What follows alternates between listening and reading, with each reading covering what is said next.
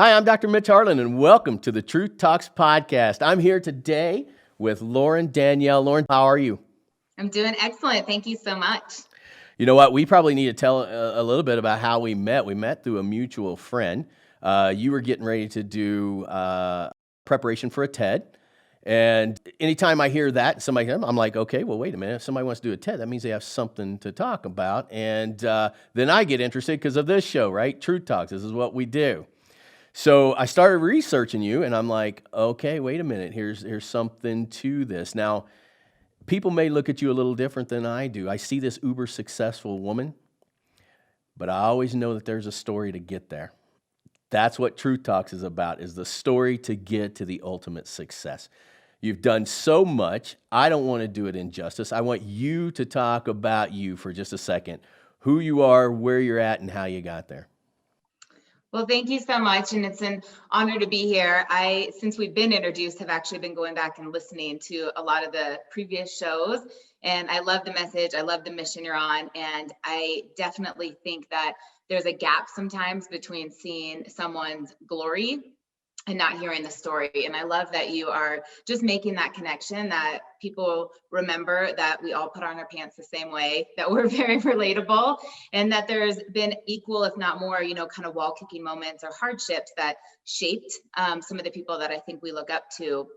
And that was really a huge part of the impetus to me writing my book. Because as things were evolving and starting to take off, a mentor of mine said, Lauren, if you don't tell people where you came from, you're going to be unrecognizable and people are not going to relate to you. That you have to stay humble. And the way to do that is to really always tell people what everything you've been through and the life experiences that you've had. So I appreciate that you're doing this and being able to do that. And I think that I might kind of start in the middle and go back, because I didn't realize parts of my story until I was probably old enough and mature enough to realize how even younger moments shaped me to who I was. But in 2013, the fall of 2013, I had three major life events happen in about a 48-hour window that left me at my rock bottom shortly after my 30th birthday. So I'm highly educated. I have 2 bachelors and 2 masters. I don't use any of them. I got myself wound up in a bunch of student loan debt, and I was working all kinds of jobs. I mean, work ethic is inside of me. I was working 80 to 100 hours a week, literally from 4 or 5 a.m. till midnight, 7 days a week, from personal training to teaching group fitness classes. I worked in a doc's office. I was trying to run my nutrition practice. I was bartending. I was cocktailing. I mean, I was doing everything. And I had nothing to show for it.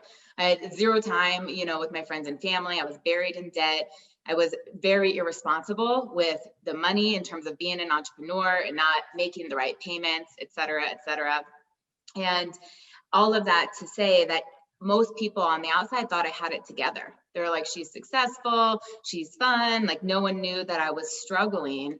And so here comes this weekend, and it was literally what absolutely broke me. And the first was that on a Friday night, I found out that my dad, who now has passed away, was diagnosed with Parkinson's disease. And I share that only because I'm the youngest of 4 girls. At the time, I was not married. And I was like, I cannot ask for help. I'm 30 years old. How many times am I going to have my dad come bail me out? And I had also just paid off an extension to the IRS. So as I said, I was really irresponsible with my money habits, and I was not making quarterly payments as an entrepreneur. And they said, hey, you owe us all this money. And I thought, oh my gosh, I don't even have that money to be giving you right now. And when I was able to, pull it together, I'm telling you, every credit card maxed out, my checking, my savings being completely wiped just to not owe the IRS money. And the third straw was on the Sunday morning. And my boyfriend at the time, who I had been in a relationship with for 6.5 years, but just moved in with, like literally weeks before, said, honey, I love you, but this is not going to work. And I thought, what? Like, I just moved in here and I have nothing. I got rid of it all to be with you. And so that Monday morning, my cousin came and picked me up, helped me move, and all I brought with me was clothes. And she helped me with an apartment that I was not able to do on my own. And I moved into this brand new apartment with no furniture, no cooking supplies, no decorations, literally me and my clothes, and $17 to my name. And that was where I knew in my gut, if I didn't do something different, things were not going to be different. And if something was going to change, like it had to be up to me, because whatever I was doing was on a fast track to a lot of things I didn't want to be doing. And it was a really awakening moment that I had to pivot in order to create and be something different. You have a degree in psychology. Mm-hmm. Do you, this is a question I always love to pose, right? Is we all learn about the brain, we all learn about thought and pain and whatever it is that you kind of go through in that professional setting. Is it the empty apartment, $17 and saying, "Oh my God, something's got to change"? Is there anybody who could have told you that, or did it take that to now become the Lauren you are right now? I don't think anyone could have told me a lesson of what that was. That was an experience, and I will never forget what that felt like. I was sitting on this apartment floor.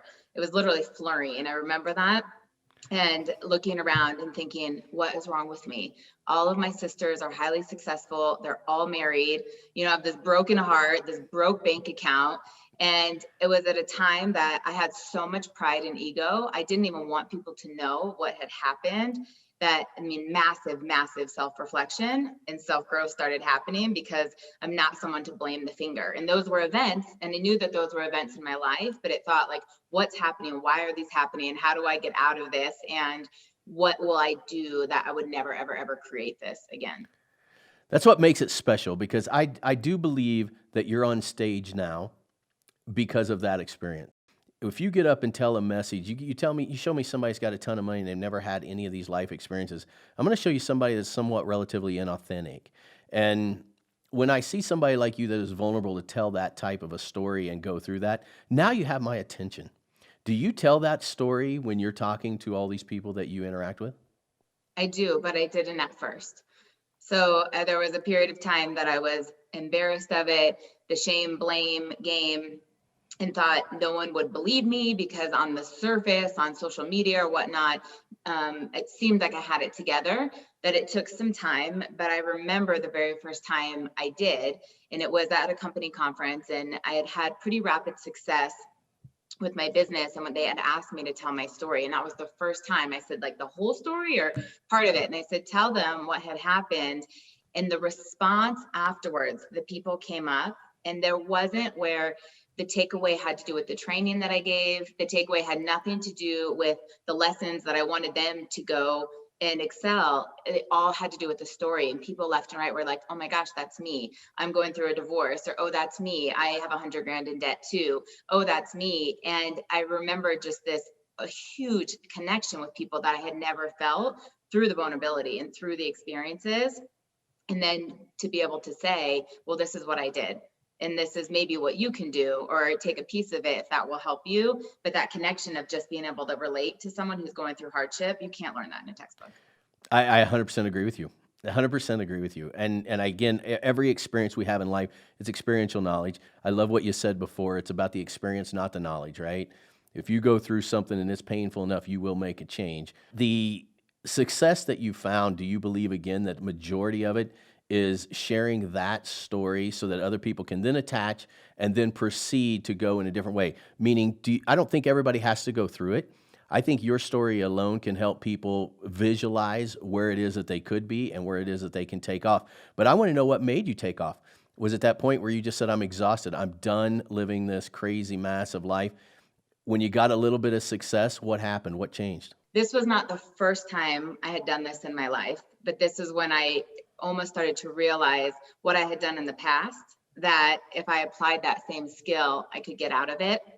So way back, my high school and middle school track record is anything but impressive. I actually barely graduated from high school because I had found myself way deep into drugs and alcohol. And when I went to register for senior year, my counselor said, Lauren, you're probably the smartest person in your class and you're not going to graduate. And I thought, what? And she said, you're failing. Like, you're failing out of high school right now. No college is going to take you. Like, you better start looking at a GED. And I remember thinking, oh my gosh. And somewhere in my identity, somewhere where I'd been raised, I knew that I was for more. And I didn't ever realize all those little choices of not going to class or not doing homework was really going to be shaping this path. And it was a light switch right away. And I thought, nope, I'm going to do more. And I ended up graduating high school actually 6 months early. And I went on to college on what was called the guest program. It's kind of like academic probation, but they can't put you on probation if you've not been accepted. So it's a similar thing that I had to earn my way there. But I didn't know at the time what I know now of why I was able to do that. And if anyone's ever studied the Enneagram, it's one of my favorite personality tests, but I'm an Enneagram 8. It's called the Challenger or the Protector. But one of the strengths is you're decisive. And if you make up your mind and you make a decision, then it's like, get out of my way. This is where I'm going. And there's a clear path. And so at that time, I made that decision. I can graduate early. I'm going to college. I'm going to make something of my life. And overnight, I'd never touched drugs since. I stopped, smoking cigarettes. I mean, it was literally a switch. So back to where those life events happened in 2013, it was that same type of behavior, and I was familiar with it. I thought, I've been here before. You've been at rock bottom. You can get yourself out of this hole. And it was a little bit different. But the first thing that I knew was an opportunity came into my life. And I truly believe that when one door closes, another door opens. And I thought, this is not going to come around often. And if you miss it, you're going to stay stuck. And if you take a leap of faith and dive into something that you have no experience on and is super scary and could be super judgmental, it has the potential to do X, Y, Z. And for me, I had nothing else to lose. So why not? But that was that beginning of the catapult to success, where then I thought, I want more of this.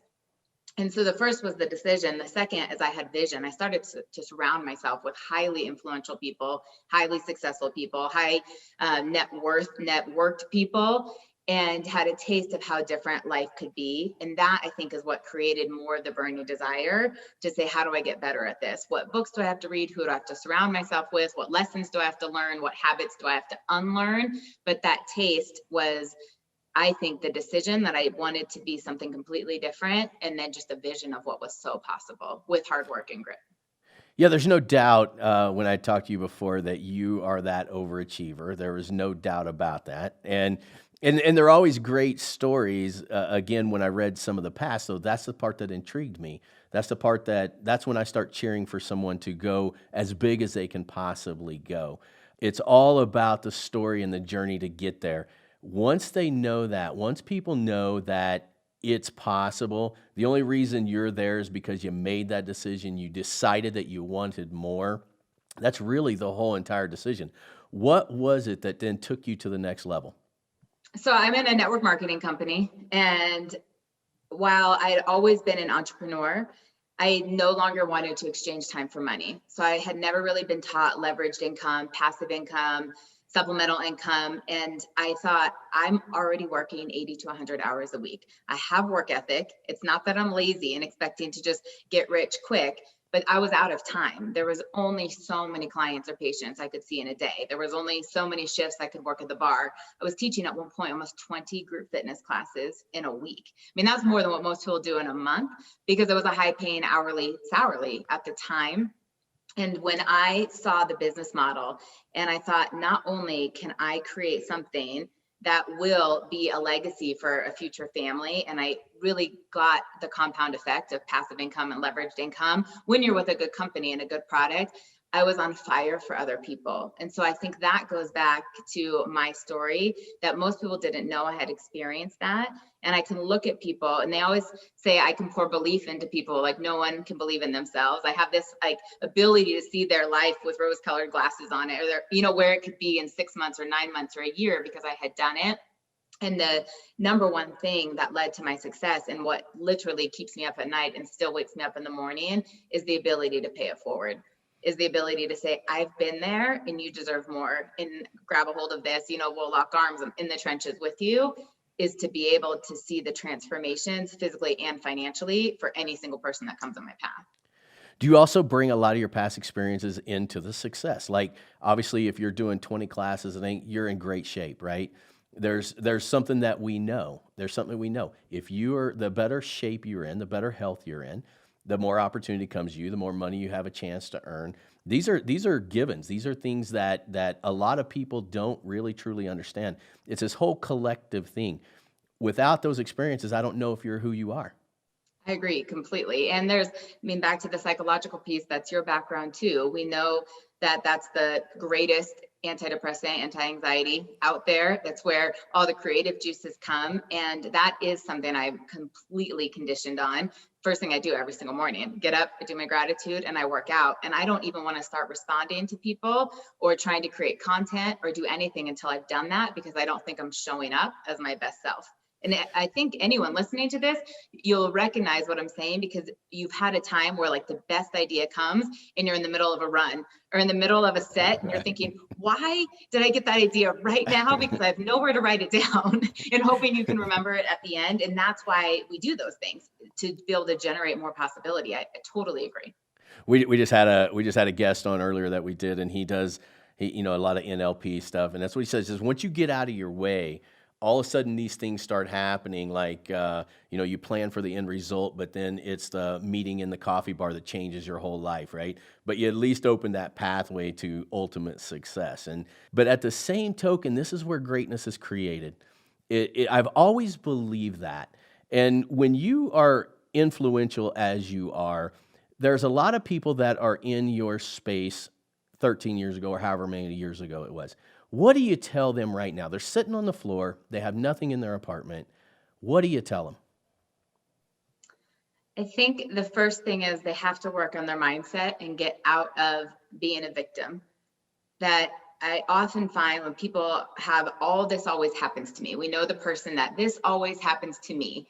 The person that's saying that, that's thinking that, you're attracting that in, you're going to stay in that space, is having to make a decision that those life events are happening for you and not to you, and that they're lessons, they're redirections, there's a purpose. I mean, I truly believe that, in getting people to say, okay, that happened to me, but now what? What can I learn from it? How can I change? And I listen to so many influential speakers and personal development coaches. I feel like I'm always just regurgitating their one-liners, but Les Brown is one of my favorite. And he always says, if you can look up, then get up. And I believe that. I think about that. And I also, another line that's always been really helpful to me is, if it's going to be, it's up to me. And I learned very, very, very early on, and we haven't talked about this yet, but it's in the book, that I really had to go to bat for myself. And so that's what I tell people, that no one can change your circumstance but you. No event, no job offer, no paycheck, that you have to be in alignment with your core values, with your visions, with your dreams, with your work ethic. And often when we're in that place, we're holding ourselves back, trying to blame somebody else, trying to come up with a rationale for everything. And if you just focused a fraction of that energy to be able to get up, to be able to do something different, to be able to redirect. So many people have it all inside of them, and they have the skills, they have the people around them, but it's the mindset shift from saying, I'm not a victim, like I'm a victor and I'm strong and I can do this and I'm able to do powerful things. And that is the hardest part, is working on the mindset. One of the things that I've picked up on you already, you are open to hearing other aspects of life, finding the mentors, reading the books, doing these things. This stuff seems simple, and it really is if you ask me. What I always say, one of the taglines I've always used is, there's 8 seconds in every conversation that has the potential to change your life, the complete potential to change your life. And when I'm asking you these questions, you've already given me things that I'm sitting there thinking, man, I hope people are sitting here listening to this, because just that one little sentence right there could absolutely change someone. But what we also know is people are so hard on themselves, and that lady who's sitting in that floor where there's nothing there, she's depressed, she's whatever it was, very similar to yourself. Those action items, I think, are the ticket. And so far I've gotten your work ethic.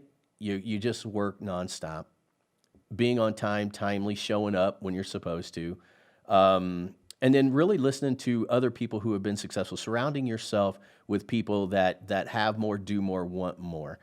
Is there anything else in that list for you? I think that depends on what I'm working for. For a long time, I used to think I was really goal oriented, and I always wanted to set goals, and I wanted other people to set goals.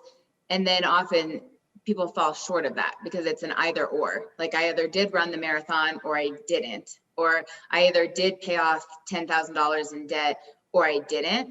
And being able to work more on habits and let go of this either or outcome, and say, what do I have to do to become that type of person? And understanding that the smaller decisions that we do repeatedly is going to yield the larger change. So there was a period in my life, I was 40, 50 pounds heavier than I am now. And I was working out and I was carrying all this extra weight. And I would do things, say, I'm going to run a marathon, or I'm going to do a triathlon, because I was trying to prove something that, a real obese girl could run a marathon. Where at the end of the day, I didn't really want to run the marathon. For people that do, great. I don't actually want to run 26 miles ever again. But I wanted to be fit. I wanted to be healthy. And so when I stopped setting these, really audacious goals and said, what would a runner do? Or what would a healthy person do? And started to make different decisions.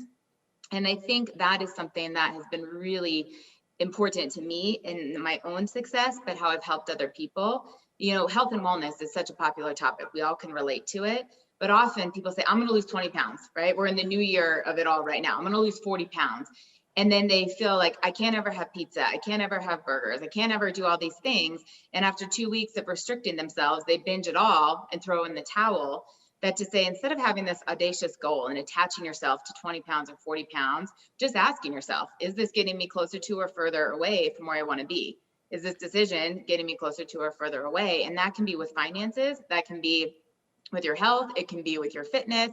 And that is something that I think has played a huge role outside of the work ethic and outside of the mentorship. It's just on a day-to-day basis. What are my decisions doing? Am I scrolling on social media more than I'm reading? Am I sleeping in too late? Am I staying up too late? Am I eating more whole foods or drinking more glasses of wine or whatever that may be? And that is a huge thing. It's just working on those habits for ultimately the type of person I want to be. Okay, I want you to help me out here. Okay, here comes the big question. You're goal-oriented, you're obviously driven, and it's been successful. What happens when another person comes into your life? So you have this significant other now. Now it's a whole nother set of what I love about it is you have a degree in psychology. We could probably talk all day long, right? When that other person comes in, when you're career-oriented or goal-oriented, because we're gonna have a plethora of people listening to this, right? They're gonna be people with our personality, because I have a feeling I'm very similar to you. You add somebody to that mix. Now what happens? So if you hang out with me very long at all, you'll know, Dr. Mitch, that I can't lie at all. I'm like honest to a fault. I used to tattle on myself as a little kid. There are many relationships in my past that didn't work out because I chose my career. I chose to work. The gentleman that I was in the really long-term relationship with that I was sharing as part of my story, one of the arguments we had, one of the fights we had was I chose to get up and go to the gym in the morning instead of like spending quality time, because that was something that I was prioritizing. And while I was so focused on that, I also started to experience a lot of sadness because I was lonely. I was flying through the ranks of my company. I was traveling to places I never imagined traveling. So I was winning these trips. One of them was a 3-week cruise in the Mediterranean, and I was by myself. And I thought, this is a trip of a lifetime. I'm in a suite with a butler on the top of this boat. And I brought my sister because I was single. And I thought, okay, Lauren, like you got to give and take here. And my mom came to my house once. I had a really nice condo. I had a 3-bedroom, 2-bath. It was all me. And I remember she came over once and she's pulling out every cupboard and every drawer. I'm thinking, what is she doing? And she said, no man is ever going to come into your life because you don't have space for it. And I thought, what? And she said, you have 2 sinks in this bathroom and you have filled it all. Like, why do you have to use the other side of this? And she thought, how bad do you want this in your life? Because right now, all the energy you're putting out is I've got it. I can take care of it. I don't need anybody. And I know where that comes from as a little girl, but it really woke me up. And I thought, oh my gosh, she's so right. And at that time I said, what do I care more about? Some of these accolades or being able to have someone to share it with. And so when I really made, again, a decision to say I want to find my partner, there were things that were not going to be negotiable. And I knew that. So I wasn't going to spend time with someone that didn't align with my core values. But then there were other areas that I said, you know what, if this person's going to provide this for me, I have to give up X, Y, Z in order to provide for them. And that's the story of life, is give and take. So my husband is Ryan, and we are as dichotomous as it comes. I walk into a room, I'm loud. I'm not boisterous, but I'm excited. I'm energetic. I want to talk to everybody. And some people are saying, did he say anything tonight? He's the observer, he's totally the listener, and he's my biggest cheerleader. He's never been threatened by what I do, so I don't ever feel like I get held back.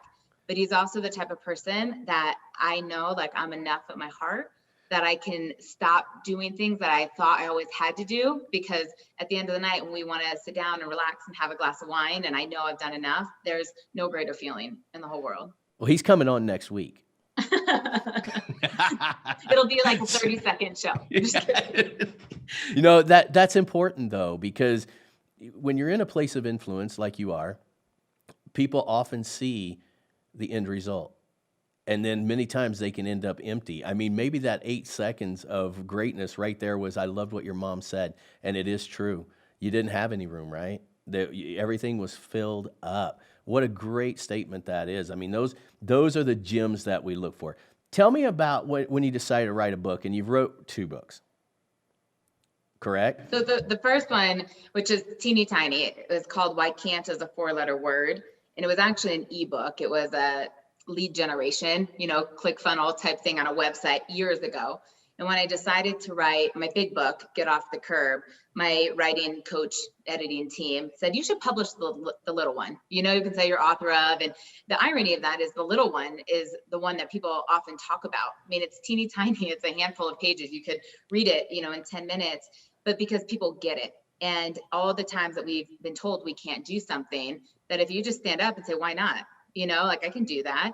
And it was me sharing a few stories that someone said, you'll never be able to do that. And I said, watch me, that people get that belief in themselves, or they're able to pay that belief forward.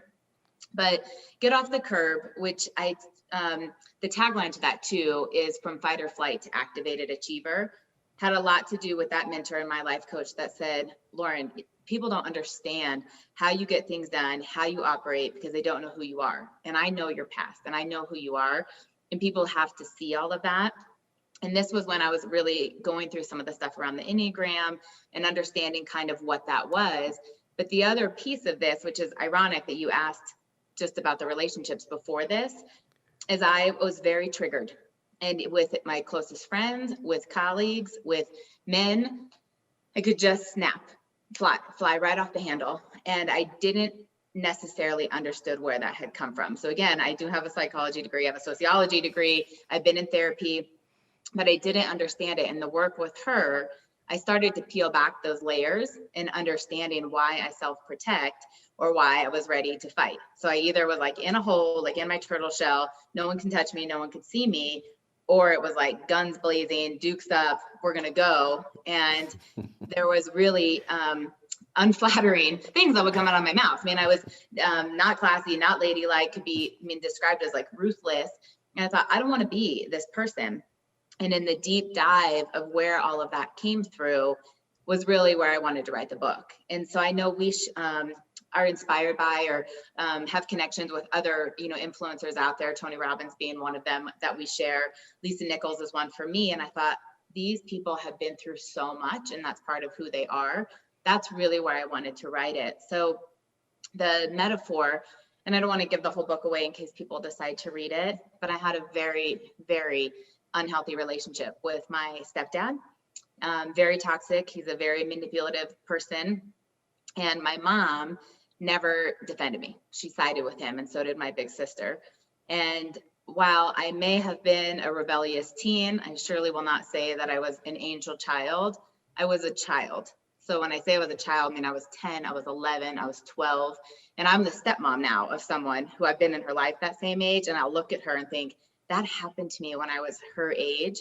But my stepdad had this trend of kicking me out of the house on Christmas Eve. He would get irate, poke the bear, because I defended myself, was like, get out of the mother effing house. And I would sit on the curb, often in the snow, waiting for my biological dad to come pick me up. And the way the cul-de-sac was, and there was this big bay window, I could look back and see my whole family sitting in there. And I'm like, what the heck? Like, why is my mom not out here? Why is my sister not out here? And my dad, who was always my hero, that would be there. After a few years of doing this, I ended up moving out of my mom's to my dad's full time. But that was a part of the story I never told. So when I moved out of my mom's and into my dad's, I never told people about it. I mean, you think about the level of shame that your family will kick you out on Christmas and no one comes out to sit by you and say, are you okay? Like, you want me to wait with you until dad gets here? Like, hug you? That I went through life, and this is what led to my drug and alcohol and just the downward spiral of, if your mom and your sister don't have your back, who does? So I didn't trust people, and it perpetuated into really healthy relationships and unhealthy relationships. And I would date men that were horrible to me, physically and emotionally. And I thought that's what love was. Somewhere deep in my head, that's how I had learned it. And I would tell friends stories, and they said, Lauren, like, no one should go through that. No one that cares about you should hurt you. They should do things like that. And I could always defend it, and I could always excuse it.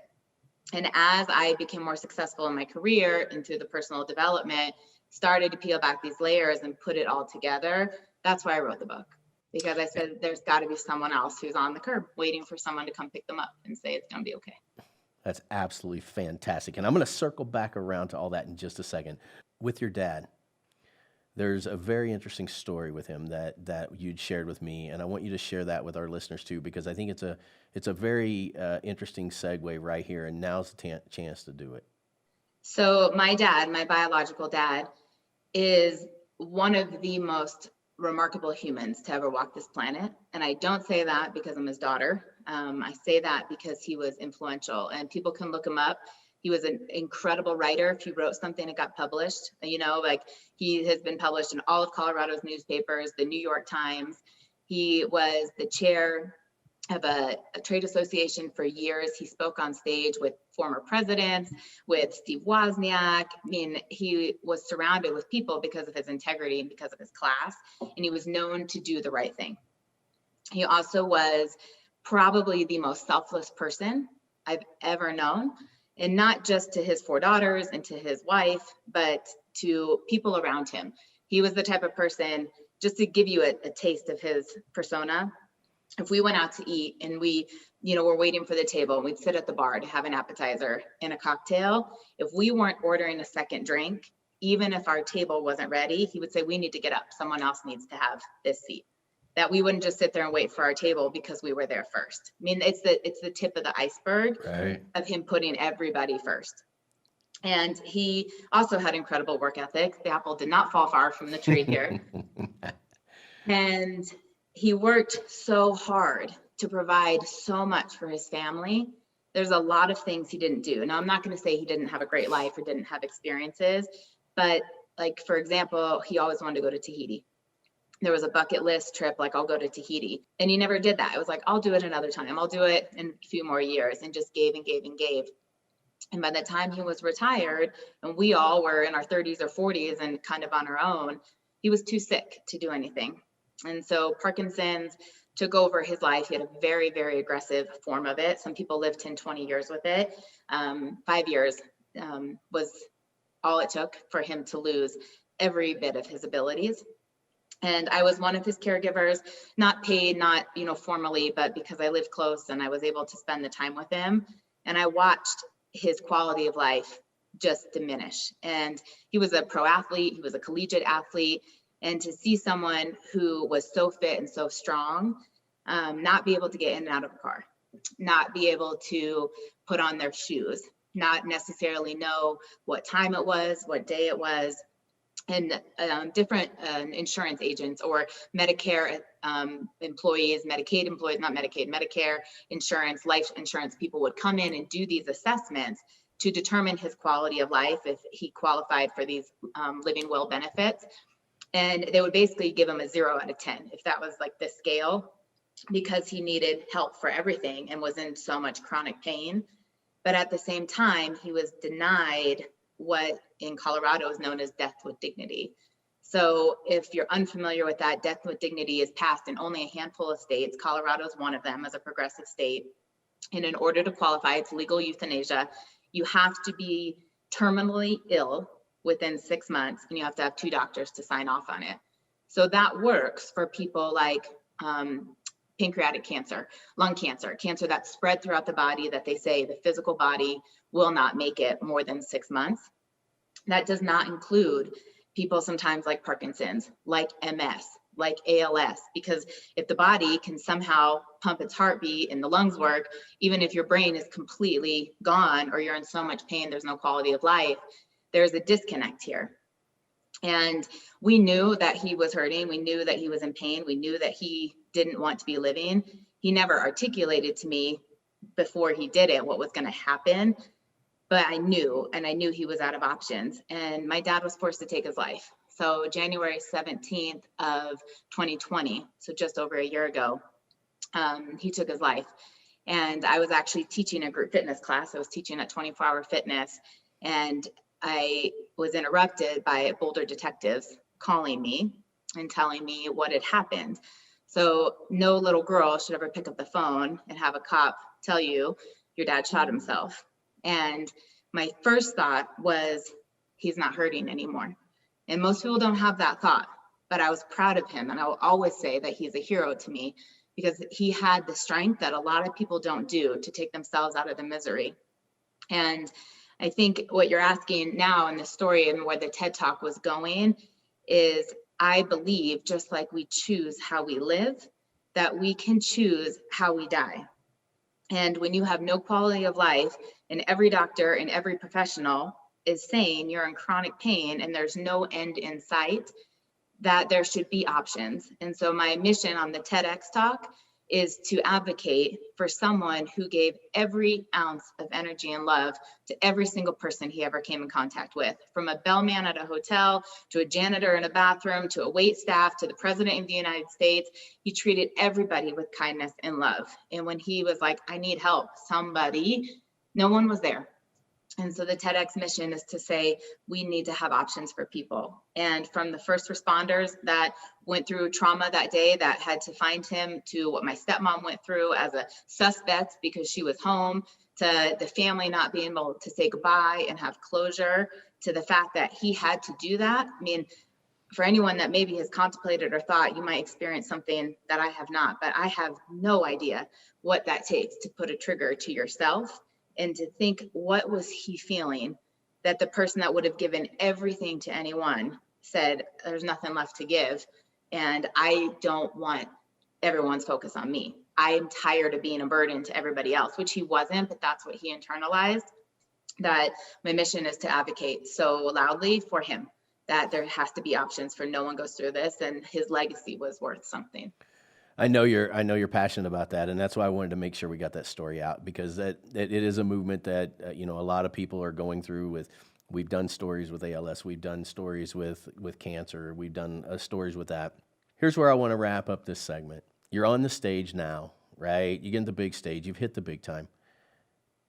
All these life lessons, I think we can agree, made it where you are today. But what is the biggest lesson you've learned from being on top? Is it compassion? Is it empathy? What is it that you feel now that you didn't feel before?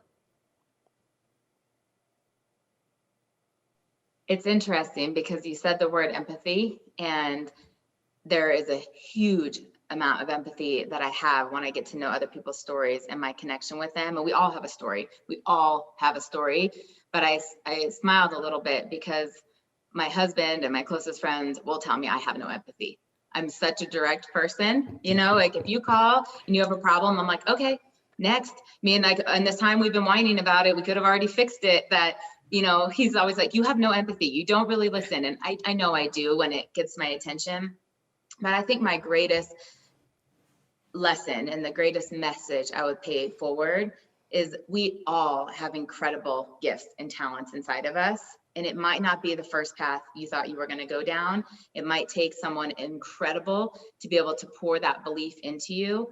But my first master's is in criminal justice. I worked in corrections for less than 6 months and thought, nope, not it.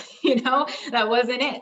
And if I had stayed in there and, been so unhappy and so miserable, but I knew like something ticked in me, like you're made for more. This is not the path. And I think we miss those clues. Sometimes I think we get so locked into, this is what I'm supposed to be doing. This is what I said I was going to do, or someone told me, that we don't pay attention and say, I can change at any time. And so I think that greatness inside of us, that, Michael Jordan who's like the all-time best basketball player in the world, he didn't make it in his first year of high school. He wanted to play. He was too short, it wasn't good enough. And he taught himself, he disciplined himself, and he outworked everybody to become this extraordinary player that Kobe and everybody else has gone on to follow. And I do truly, truly believe that we all have a Michael Jordan skill set inside of us. You have to find out what it is, and then you have to just focus on being so good at that. Because I think we delude ourselves trying to be half-assed at 100 things instead of just dialing in what your given talent and gift is. I'm going to answer that question for you because I believe that I know what's going on here. One of the things when it comes to empathy, it's based on what we call experiential knowledge. When you were settling on that floor, nothing in there, life is all hell, IRS, the whole 9 yards, right? When somebody comes to you and they're like, you know what, my dog passed away, even though that's a big deal, right? It still doesn't rise to the level of stuff you've already seen, heard, and been through. If you come in and you've lost your job, I can feel empathy for you, but my brain goes to, but you weren't diagnosed with pancreatic cancer. And I think you are that same person as I am. You're driven, you've talked to a ton of people, you have a ton of experiential knowledge.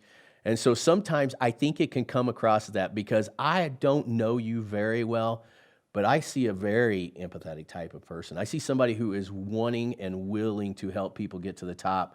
And to me, that's like the biggest degree of empathy you can do. You want to end as much suffering for them as you can. Ending the suffering of their dog, perhaps, is not near as much as if I can help you be super successful, I can end a ton of your suffering. I believe you're a huge influence. I'm not a big person on male and female. I think males can be influenced by you as well as females can be influenced by you. I don't play identity anything. I don't agree with that at all. I want to know, how do people get a hold of you? How do people get in contact with you, get involved with whatever it is that you do to make you as successful as you are? Thank you for doing that. The main one for sure is social media. I'm on all platforms. So Lauren Danielle and my married name Frierson on Facebook, Life with Lauren Danielle on Instagram, Lauren Danielle on LinkedIn. I'm in the process of redoing a website, so I'll put it out there in the future that it should be up like literally in a couple weeks, but it's laurendaniellespeaks.com, which has the links to both books that are also on Amazon. And to be able to speak on future stages. So Get Off the Curb and Why Cant is a 4-letter word by Lauren Danielle are both on Amazon. And I do invite that. Thank you for asking that. But whether it is for a business collaboration or you just need someone to listen to who's been there and gets it, and maybe it's anonymous, maybe it's not, however that is, I truly do invite the connections. I love to get to know people, and I'm an open book and always will respond to people. And I know you are. So the next time somebody says, I don't think you're very empathetic, you'd call me, tell them to call me, and I'll be like, no. She's trying to end the massive amount of suffering, not the one or two. Thank you so much for coming on our show. You were absolutely fantastic. I knew you would be. But thank you again for trusting us with your story. That's what we do here. We hope that something that we said 8 seconds in there is going to change a life or a whole bunch of them. I just think you're a wonderful person. Thank you so much for sharing. Thank you. Thank you for having me, and thank you to everybody who's listening. Absolutely. Thank you so much.